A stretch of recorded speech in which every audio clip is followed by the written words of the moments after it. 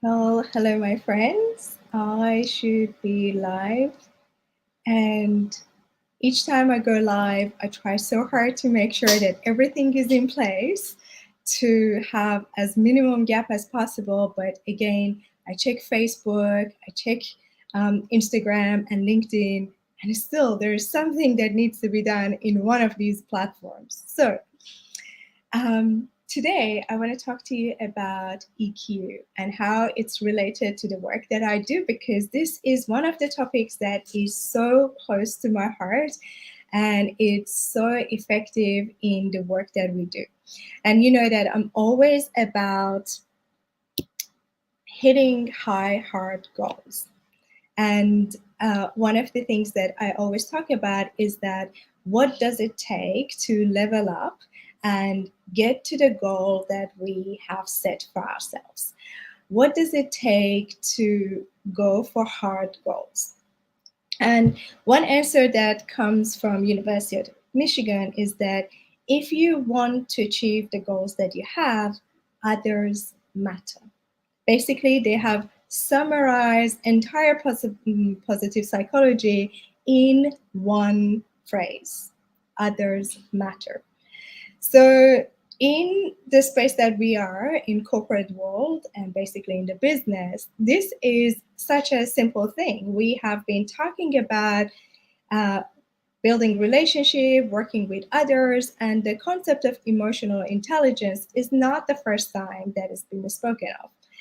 What it's mean is that one of the key things that it does, it moves us from management to leaders. It's a arrow that moves person from managing the work to be able to become the leader. And what it means in definition, I love it. It's ability to identify, express, appraise, understand, and most importantly, regulate our emotion and others' emotion. Our emotion and others. So it's one part is an internal skill, another part is interpersonal skill, personal and interpersonal. It's personal on the self levels. Um, Traits such as curiosity, motivation, self-control, those are the ones that they are considered internal. The ones that they are in associated with others, such as care, empathy, and for example, generosity. So these are the ones that if we are wanting to improve and improve our skills on these areas, knowing the definition and knowing which side we are working on is the part that will help us to get these skills faster. So here is the thing.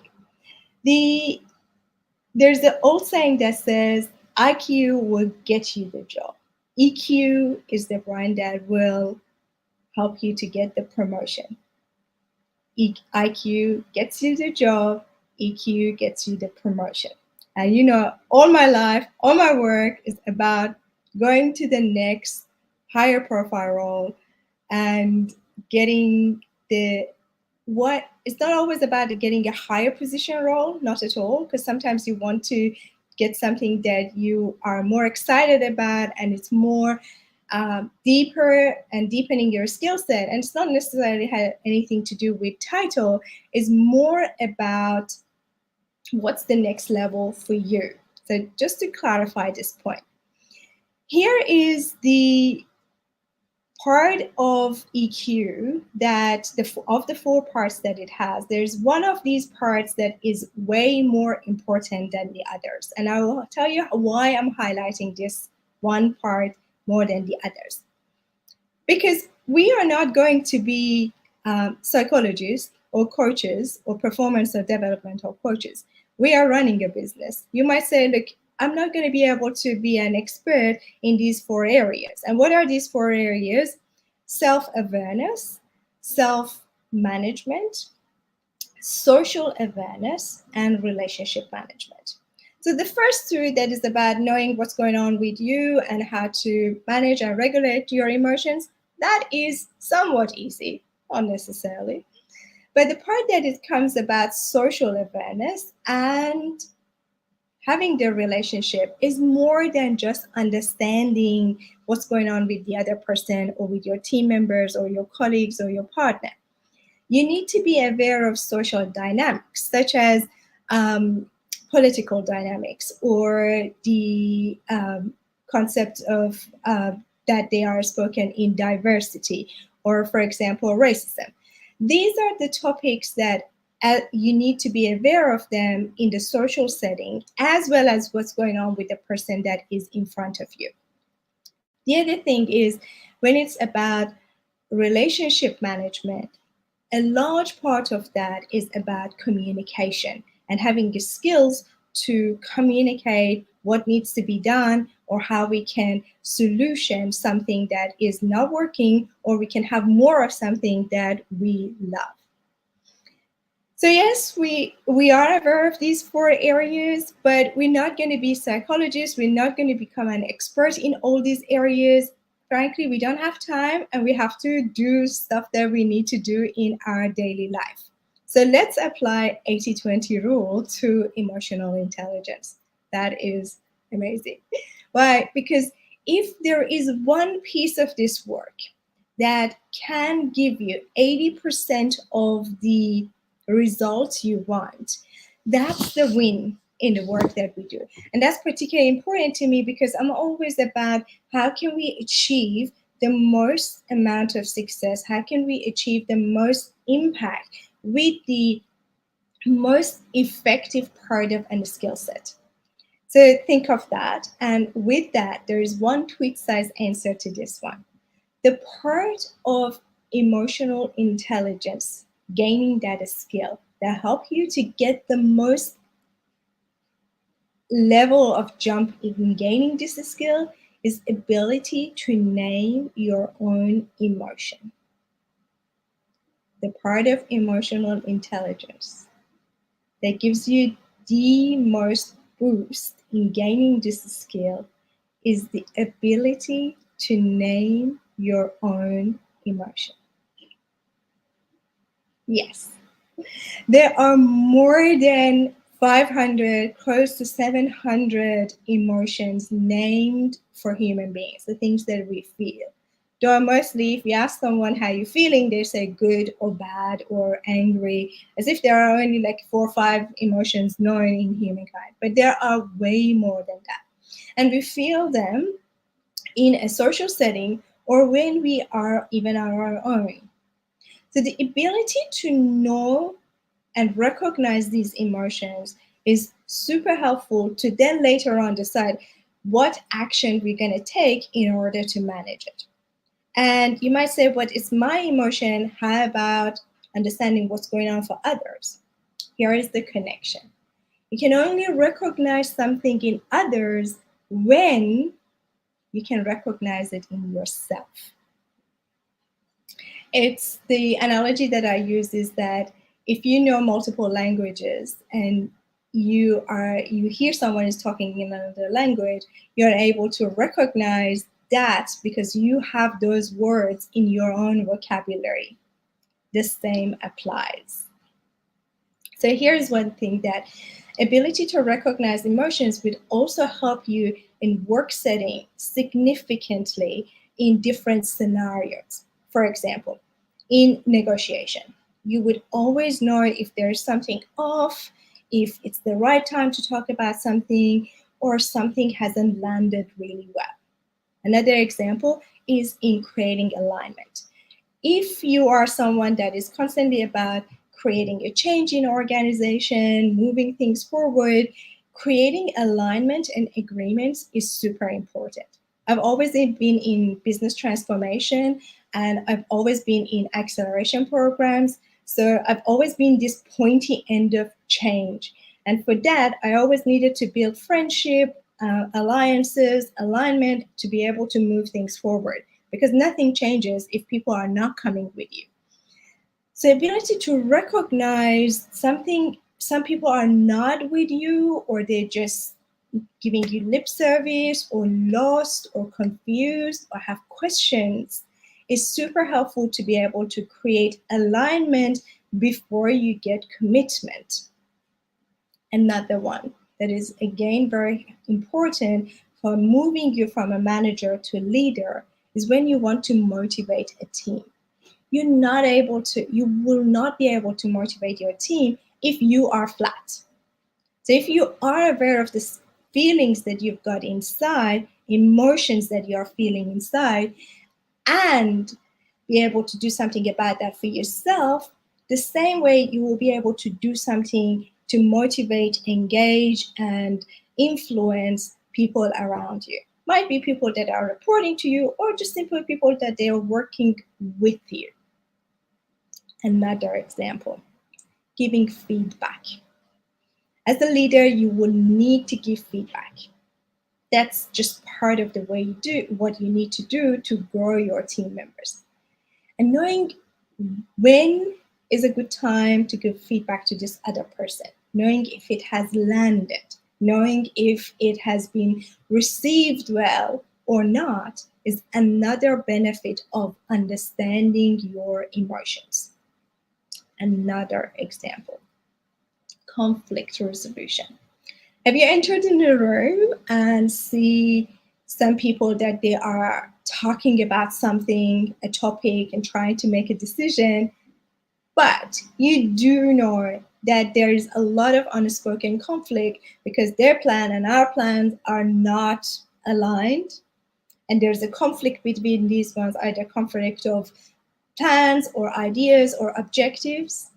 And here is the thing, with conflict resolution skill, you need to be able to recognize what's not working based on what you are observing and sensing, and also have extra communication skills to bring this one together and be able to get an agreement so the teams can move forward. Last one, which is an interesting one. If you have received feedback that is poor about what you do, or you have not received any feedback, but something in your guts is telling you, oh, something is off, or people are not talking properly to me, or I can't tell what's going on. Knowing the emotions of yourself and others will be the first step for you to find out where something is not working or not is working or not working. Sometimes in one of my programs, we work over a month, if not more, on this topic just to create an understanding and embed emotional intelligence skill in managers. It's that important. So now I have 2 actions for you if you choose to take them.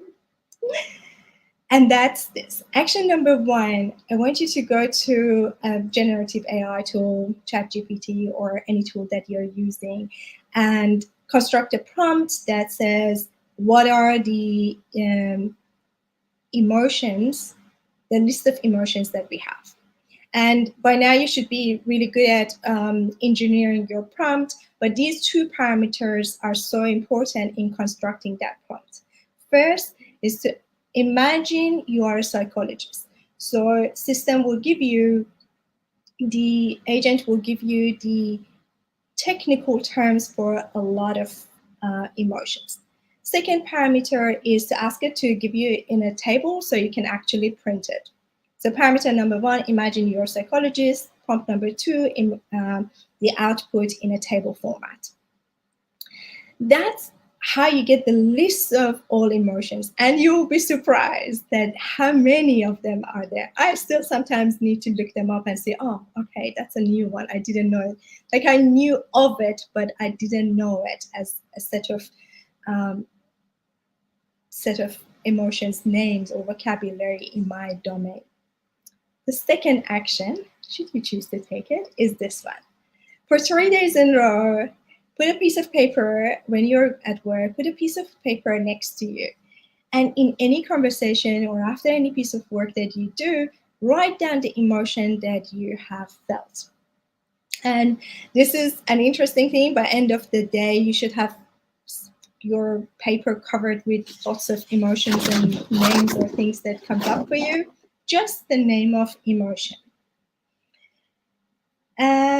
One other key point when you're working on the concept of EQ and finding out or being aware of the emotions that are in your space, if English is not your first language, I invite you to look up emotions in the other language, your mother tongue as well. Sometimes we don't have exact phrases in another language.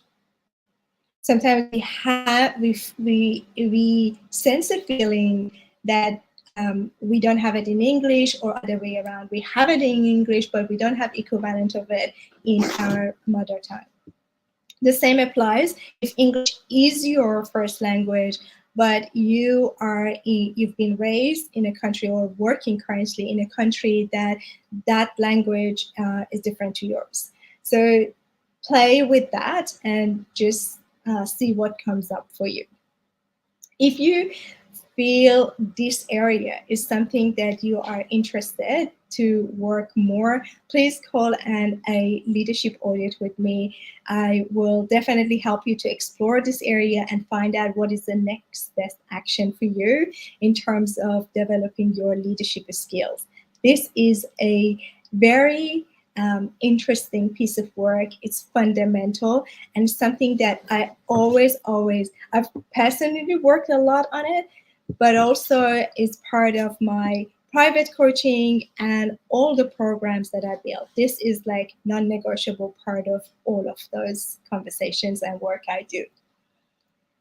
Let me summarize everything from the top so you will take the flow of conversation as well as the 2 actions with you. We want to achieve high, hard goals. People around us matter. For us to connect to them, to be able to influence them, to be able to interact with them, we need to develop emotional intelligence, ability to understand, express, appraise, and control our emotions and others' emotions. It has 2 folds to it, personal side and interpersonal side. And for that, because we're not going to become an expert in this topic, what we're going to do is apply 80-20 rule to it and get the most important part that gives us the most amount of result. And that is ability to name our own emotion. That will help us to be able to do certain types of actions, different types of response. And that part, I'm sure you're good at it. And we will know what conversation needs to come after we identify what's the exact emotion. We talk about the use of that in different scenarios in the business. And we looked at 2 actions that you can take to be able to embed and gain this skill. One is finding all the names. Second, for 3 consecutive days, be able to capture everything that is around you and what's happening inside you and the name of those emotions. All right, my friend, that's all I have for you today. Emotional intelligence, applying 80-20, and I will be talking to you soon. Next week, same time, same place. Bye.